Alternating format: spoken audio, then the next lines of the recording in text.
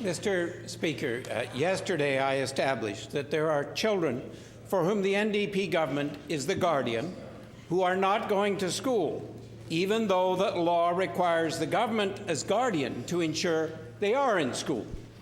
Indeed, according to the law, the guardian of these children, the NDP government, should be given a fine for every child who's not in school for whom the government is guardian. That's why they're raising the I asked the Minister of Justice how many fines were given out last year to the government as a result of children who are not attending school for whom the government is guardian. Member for River Heights, the Leader of the Liberals, raises the important question of what happens to children when they reach the age of majority, the age of 18 in Manitoba, and they're in the child welfare system. And what we have done is we've provided extensions of care from what was 75 young people, young adults, to over 500 young adults.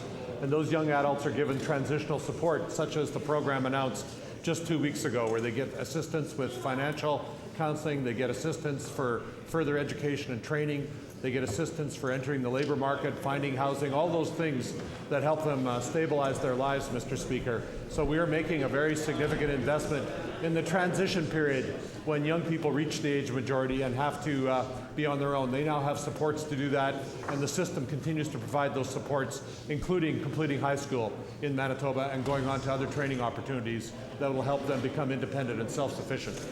Mr. Speaker, I was talking about children who are school age 7 to 18, who are in CFS care for whom the government is a guardian. I asked about the strategy that the Minister of Family Services has to make sure they're all in school. Now, the Premier rose, and he implied it wasn't his government's responsibility, but said, and I quote, it is the role of social workers working in the child welfare system.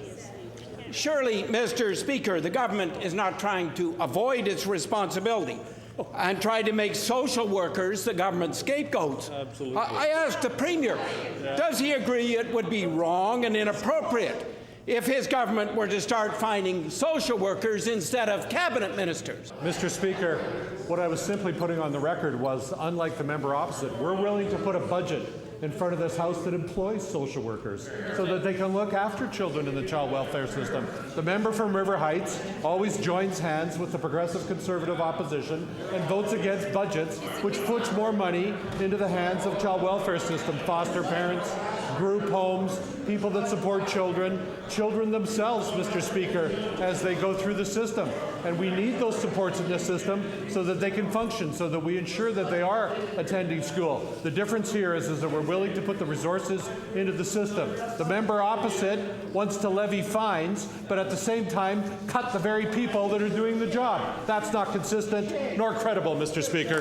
Mr. Speaker, it was his government which put in place the law which made sure there were fines for people where there's children sometimes, or parents or guardians, when the child was not in school up until the age of 18. We had that law not long ago. Mr. Speaker, on the report which this government brought forward, Manitoba's children and youth, under this NDP government, the proportion of Manitoba children under 6 years of age in families with low social supports has increased. And not surprisingly, the families with high family dysfunction scores has also increased. While the NDP talks, they've demonstrated poor support for families, and a good place to start would be ensuring that every child in CFS care is in school. I asked the Minister of Education, what is she going to do to make sure that every school-age child in CFS, in Child and Family Services care... Member's time has expired. First of all, we're going to continue to make sure that there's proper funding for those agencies and the people that work within them to do their job, Mr. Speaker. And as the member knows, we have an early childhood development program in this province, which starts as early as a prenatal benefit and then home visits from nurses and home visitors to ensure families get off to a healthy start. And as those preschool children are growing up, they have the opportunity to go to daycare when the parent wants to work, and the daycares have now become early childhood learning centers. If they wish to stay as a parent looking after those children, there are child and parent centers available in schools and in new centers that we build around Winnipeg where they can come together and have support for each other. We provide them with assistance to have access to the healthcare system. We provide opportunities for the young children to get the knowledge and the experiences necessary so they will do well in school, Mr. Speaker. All of those things we've done with our own resources. The member opposite was a member of the federal government that cut the legislation requiring families to have the necessities of life. Provinces have picked up the tab ever since that day, Mr. Speaker.